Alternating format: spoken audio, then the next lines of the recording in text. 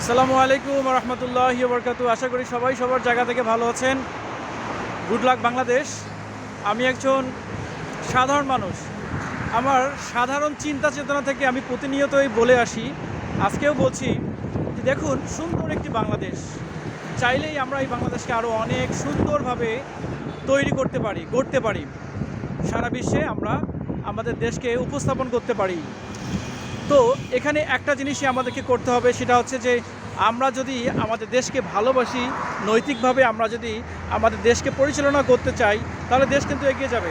দেখুন, আমি 300 ফিটে আছি, একদম আধুনিক একটি রাস্তাঘাট, অনেক সুন্দরভাবে সব কিছু তৈরি হয়েছে এবং দেখুন দেশ আমাদের কিন্তু অনেক এগিয়ে যাচ্ছে।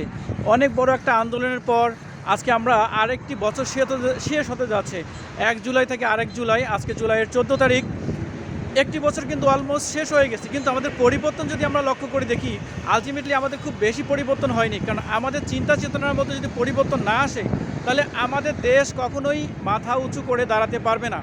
তাই আমি সবাইকে বলবো, সবার জায়গা থেকে বলবো, আমরা সবাই সবার জায়গা থেকে সৎভাবে চিন্তাভাবনা করি এবং যারা গভর্নমেন্টের বিভিন্ন ভালো ভালো পজিশনে আছেন, আপনারা সবাই যদি দেশকে নিয়ে চিন্তা করেন এবং আপনি আপনার নির্দিষ্ট দায়িত্ববোধ থেকে যদি কাজ করেন, দেখবেন আপনার মাধ্যমেও দেশ কিন্তু অনেক এগিয়ে যেতে পারবে। আমি গত একটি বছরে অনেক পর্যবেক্ষণ করে দেখেছি যে আমাদের দেশে কিন্তু দুর্নীতি থেমে নেই, দুর্নীতি চলছে, সব কিছুই চলছে, জাস্ট একটু কম কিংবা একটু বেশি। কোথাও কিন্তু চাঁদাবাজি থেমে নেই, কোথাও কোনো অরাজকতা থেমে নেই, সব কিছুই চলছে এবং নতুন আঙ্গিকে চলছে। তো এইভাবে যদি চলতে থাকে, তাহলে আমাদের ইমেজ যেটা হওয়ার কথা ছিল সেটা কিন্তু হবে না, আমরা কিন্তু পিছিয়ে যাব।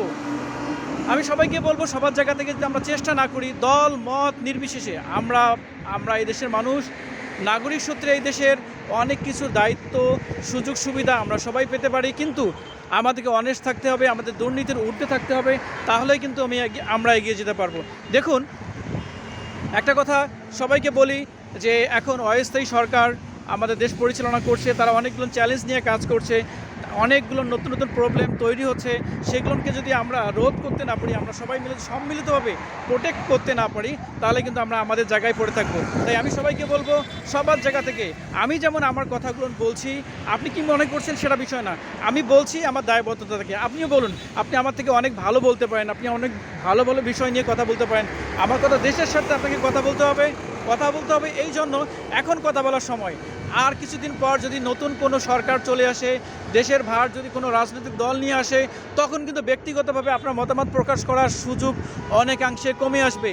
চারপাশে আবার কিন্তু আমরা কোণঠাসা হয়ে পড়ব। তাই কথা বলার সুযোগ এখনই কথা বলুন এবং এখনই আপনি জানিয়ে দিন, বাংলাদেশ যে জায়গায় যেতে চায় আমরা সে জায়গায় পৌঁছে দিতে চাই। সব ধরনের অন্যায়, অবিচার, দুর্নীতিকে থেকে মুক্ত হয়ে বাংলাদেশকে এই বিশ্ব দরবারে আমরা রিপ্রেজেন্ট করতে চাই। তো ধন্যবাদ সবাইকে। মহান আল্লাহ তাআলা সবাইকে সবার জায়গা থেকে বুঝ জ্ঞান দিক, সঠিক বিবেচনা করার সুযোগ দিক এবং দেশ রক্ষার দায়িত্ব সবার কাঁধে সবাই যেন আমরা নিয়ে কাজ করতে পারি। আল্লাহ তাআলা সেই তৌফিক আমাদেরকে সবাইকে দান করুক। আল্লাহ হাফেজ।